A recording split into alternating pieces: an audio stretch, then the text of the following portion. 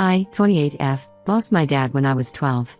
He was everything to me, my hero, my best friend, and the person who always made me feel safe. Dad was a high school history teacher, and he had this incredible way of making the past come alive. He'd tell me bedtime stories about ancient civilizations and great explorers, sparking my love for history and adventure. We had this special tradition where every Sunday, we'd go on a dad-daughter date to Scoops, our favorite ice cream shop. It was a tiny place, family-owned for generations, with peeling paint and worn boots, but to us, it was magical. Dad always got Rocky Road, and I'd spend ages deliberating before inevitably choosing bubblegum. We'd sit for hours, him helping me with homework or listening to me ramble about my latest obsession, be it dinosaurs, space, or Greek mythology. Mom was always supportive of our little outings. She worked as a nurse, often taking night shifts, so she saw these Sundays as a chance for her to catch up on sleep while Dad and I bonded. It was a perfect balance, our little family of 3. But everything changed when Dad got sick. It started with headaches, then dizziness. I remember the day he collapsed in the kitchen, Mom's frantic voice calling 911. The diagnosis came like a thunderbolt: brain tumor. Inoperable. Terminal. The next few months were a blur of hospital visits, whispered conversations, and me pretending not to notice how Mom's eyes were always red-rimmed. Dad tried to keep our spirits up, insisting on our ice cream dates even when he was too weak to leave the hospital. I'd sneak in pints of Scoops ice cream, and we'd share them in his room, laughing at how we were breaking all the rules. When Dad passed, it felt like the world stopped spinning. I was lost, adrift in a sea of grief I couldn't comprehend.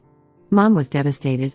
She threw herself into work, often leaving me with my Aunt Tessa, 50F, who lived nearby. Tessa became like a second mom to me during those tough years. She'd pick me up from school, help with homework, and even try to keep up the ice cream tradition, though it wasn't the same without Dad. Tessa had her own story of loss. She'd lost her husband, Uncle Mike, in a car accident just a year before Dad got sick. I think that's why she understood my grief so well. She never tried to replace Dad or make me get over it. Instead, she'd share stories about Uncle Mike, and we'd laugh and cry together. It was with Tessa that I learned it was okay to miss someone and still find joy in life. Things started to change when I was about 15. Mom began dating again, which I understood. She deserved to be happy. But then she met Richard, 56M. At first, he seemed nice enough. He'd bring flowers for Mom, ask about my day, and even offer to help with my college applications. But something about him just felt off. Richard was a successful businessman, always impeccably dressed in suits that probably cost more than our monthly rent. He had a way of making everything sound like a business transaction, even relationships. When he talked about Dad, it was always in terms of moving on and fresh starts, as if Dad was a failed investment we needed to write off. As time went on, I noticed Mom changing. She started canceling our plans last minute, saying Richard had surprised her with concert tickets or a weekend getaway. She'd forget important events in my life, like my debate team finals or my art showcase. It hurt, but I tried to be understanding. After all, she'd been alone for so long. The real problems started when I was 17. Richard moved in with us, and suddenly our house didn't feel like home anymore. He rearranged everything, got rid of Dad's old armchair, claiming it was ratty, and even suggested we should update the living room by taking down the family photos. Mom agreed to all of it. I tried to talk to Mom about how I was feeling, but she'd always brush it off. "Honey, you're just not used to change," she'd say. Or, "Richard's just trying to help us move forward." It felt like she was choosing him over me, over the memory of Dad. One day, I came home to find that Richard had cleaned out the garage, including a box of Dad's old teaching materials I'd been saving. When I confronted Mom about it, she said Richard thought it was unhealthy for me to cling to these things. I was furious. Those papers, with Dad's handwriting and notes, were some of the few tangible things I had left of him. Things came to a head on my 18th birthday. I'd been looking forward to our traditional mother-daughter spa day, something we'd done every year since I was 13. But the night before, Mom told me she had to cancel. Richard had surprised her with a couple's retreat, and they were leaving early the next morning. I was heartbroken. I spent my 18th birthday alone, looking through old photo albums and crying. Aunt Tessa came over with cupcakes when she heard, but it wasn't the same. That day, I made a promise to myself that I wouldn't let anyone else dictate how I remembered Dad. After that, I started pulling away. I focused on my studies, got a part-time job at a local bookstore, and spent more time with Tessa and my friends. I threw myself into my college applications, determined to forge my own path. Mom and Richard got married when I was 19, in a lavish ceremony that felt nothing like the warm, loving family I remembered. The wedding was at a fancy country club, with ice sculptures and a 7-tier cake. I stood beside Mom as her bridesmaid, feeling like a stranger in my own family. Throughout college, I kept my distance. I'd come home for holidays, but the visits were always tense and short. Richard would make comments about my choice of major, history, like Dad, saying things like, "I hope you have a backup plan. Those who don't learn from history are doomed to work at Starbucks." Mom would laugh nervously and change the subject. Now, I'm 28 and have built a life for myself. I have a good job as a museum curator, a small but cozy apartment filled with books and artifacts, and a group of amazing friends who understand my passion for history. I see Tessa regularly. We still get ice cream at Scoops every few weeks, raising a spoon to Dad's memory. My relationship with Mom is strained at best. We talk maybe once a month, and our conversations are always surface level. She'll ask about work, I'll ask about her garden, and we both pretend everything is fine. But underneath, there's a gulf of unspoken words and hurt feelings. The issue now is that Mom and Richard are celebrating their 10th wedding anniversary next month. They're throwing a big party at the same country club where they got married. Mom's been calling nonstop, insisting that I not only attend but also give a speech about how happy I am for them. I don't want to go. The thought of standing up there and lying about how great Richard is, how he's been such a wonderful addition to our family. It makes me feel sick. But I know if I don't go, it'll cause a huge rift. Mom's already guilt-tripping me, saying things like, "Don't you want me to be happy? And your father would have wanted us to move on." I feel torn. Part of me wants to just suck it up and go for Mom's sake.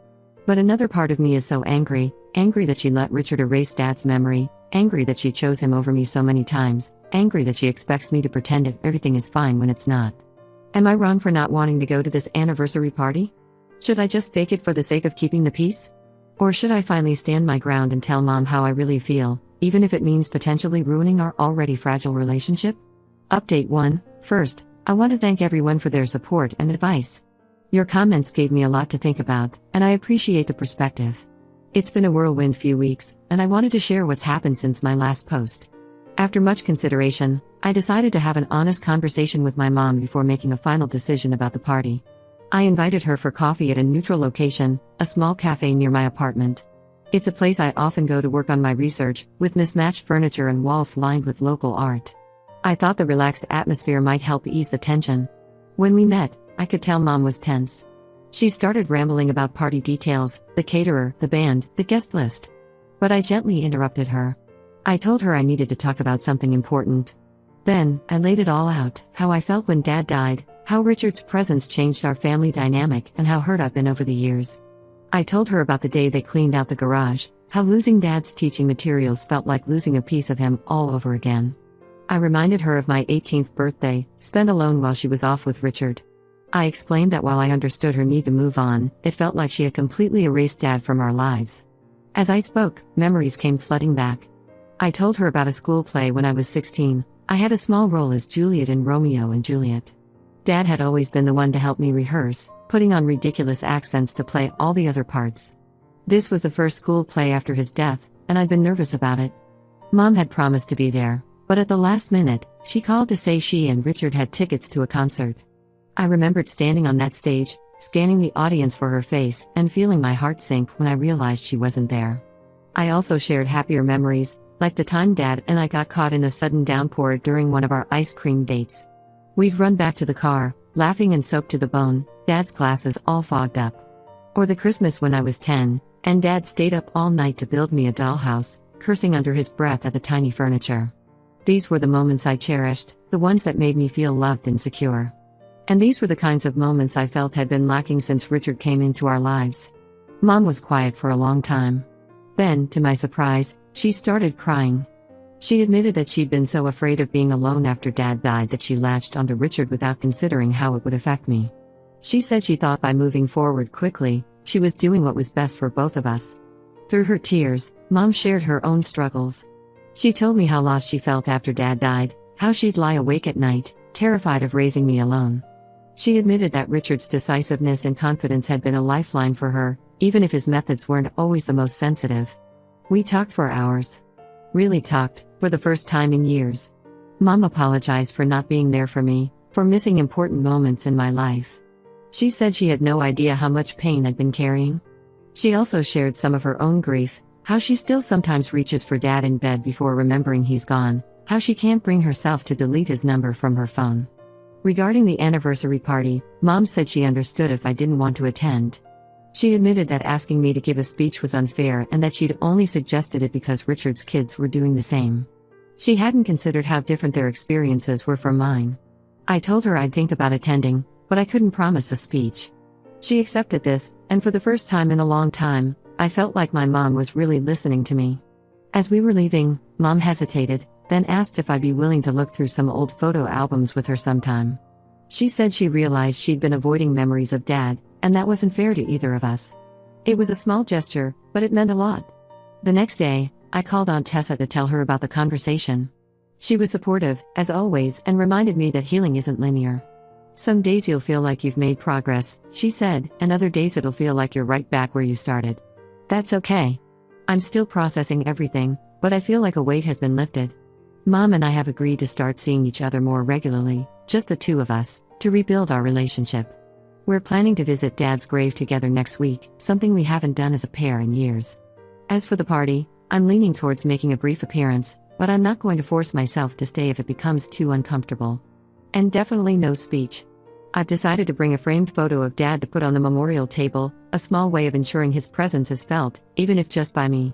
I know we have a long way to go, but for the first time in years, I feel hopeful about my relationship with my mom. Thank you all again for your support and advice. I'll update again after the party. Update 2. It's been a few weeks since my last update, and a lot has happened. I wanted to wait until after the anniversary party to post this update, to give myself time to process everything. In the weeks leading up to the party, Mom and I met up a few times. We looked through old photos, shared memories of Dad, and even visited his grave together for the first time in years.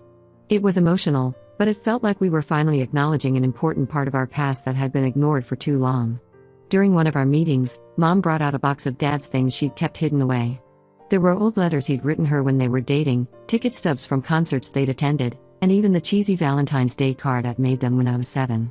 We spent hours going through everything, laughing and crying in equal measure. One item in particular caught my attention: Dad's old pocket watch. I remembered him always checking it during our ice cream dates, making sure we weren't late getting home for dinner. Mom told me Dad had wanted me to have it when I was older, but in the chaos after his death, she'd forgotten about it. Holding that watch, feeling its familiar weight in my hand, brought back a flood of memories. The day of the party arrived, and I decided to go. I didn't stay for the whole event, but I did make an appearance. When I arrived, I was surprised to see that Mom had set up a small memorial table for Dad in a quiet corner of the venue. It had his photo, his favorite book, a worn copy of To Kill a Mockingbird, and even the silly World's Best Dad mug I'd given him when I was 8. It wasn't much, but it meant everything to me that she had acknowledged him on this day. I added the framed photo I'd brought, a snapshot of Dad and me at Scoops, both of us with ice cream mustaches and goofy grins. Seeing it there, among the elegant decorations and fancy floral arrangements, felt right somehow. A little piece of our simple, happy past amid the glitz of Mom and Richard's present. Richard seemed uncomfortable with the memorial at first, but he was civil. He even shared a story about how Dad had once helped him change a tire on the side of the road, long before he and Mom got together. It was a small thing, but it felt like a tiny olive branch. I didn't give a speech, but I did have a brief conversation with Richard's kids. They seemed nice enough, and I realized that they were probably just as confused by the family dynamics as I was. We're not going to be best friends, but I think we can be cordial. The most significant moment came near the end of my time there. Mom pulled me aside and handed me a small box. Inside was Dad's watch, the one he always wore, the one I thought had been lost or thrown away years ago. Mom said she'd kept it all this time, not sure when the right moment would be to give it to me. She thought today was fitting. As I held the watch, I remembered all the times Dad had let me wear it as a child, how proud I felt with it hanging comically large on my small wrist. I remembered him teaching me to read the time, his patience as I struggled with the concept of 1:15 and 1:30. In that moment, I felt closer to him than I had in years. I left the party shortly after that, emotional but oddly at peace. On my way home, I stopped by Scoops. The place hasn't changed much in all these years, same peeling paint, same worn booths. I ordered a scoop of Rocky Road in Dad's honor and sat in our old spot, the watch ticking softly in my pocket. Mom and I have plans to meet up again next week. We're talking about starting a new tradition, maybe a monthly dinner where we can catch up and continue rebuilding our relationship. She's even mentioned wanting to volunteer at the museum where I work, saying she'd like to understand my world a bit better. I know we still have a long way to go. Years of hurt don't disappear overnight. But for the first time in a long time, I feel like we're moving in the right direction. Thank you all for your support through this journey. Update 3. It's been about 6 months since the anniversary party, and I wanted to give you all a final update on how things have progressed. Mom and I have been consistent with our monthly dinners, and they've become something I genuinely look forward to. We've had some tough conversations, but also a lot of laughter and reconnection. Last month, we even cooked Dad's famous lasagna recipe together, something we hadn't done since before he passed. It didn't turn out quite right. We both forgot he used to sneak in a splash of red wine, but the attempt itself felt meaningful. We ended up ordering pizza and sharing stories about Dad's cooking adventures, both the successes and the spectacular failures. My relationship with Richard is still a work in progress. We're not close, but we're cordial. He's made efforts to be more considerate, like asking before making changes to the house and showing interest in hearing stories about Dad. It's not perfect, but it's better than it was. Last week, he even asked if I'd like any of Dad's old books that he found in the attic. It was a small gesture, but it meant a lot. The biggest change, though, has been in my own healing process. Talking openly with Mom about Dad has allowed me to process a lot of grief I'd been holding on to. I've started seeing a grief counselor to work through some of the lingering issues from my teenage years. It's been challenging, but also incredibly freeing. I've also reconnected with some of Dad's old friends and colleagues from the high school where he taught. They've shared stories about him that I'd never heard before, and it's been like getting little pieces of him back.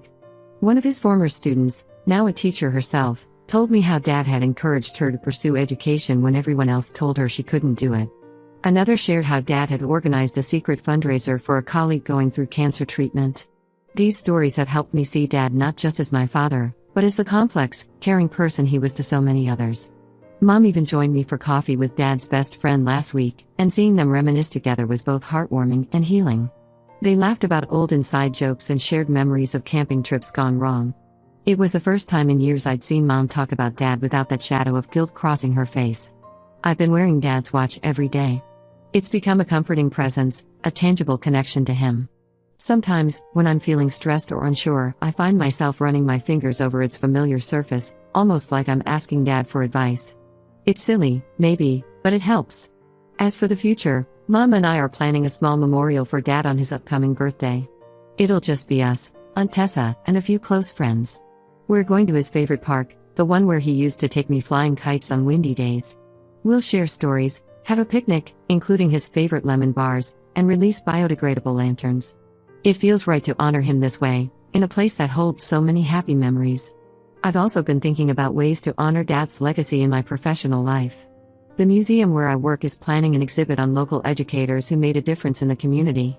I've proposed including a section on Dad, showcasing some of his innovative teaching methods and the impact he had on his students. It's still in the planning stages, but the idea of being able to share Dad's passion for teaching with a wider audience feels incredibly meaningful. I know our family will never be what it was when Dad was alive, but I'm learning that different doesn't have to mean worse. We're building something new, something that honors the past while still moving forward. It's not always easy, and there are still days when the grief hits hard, but I'm finding ways to navigate through it. Mom and I are planning a trip to Dad's hometown next summer.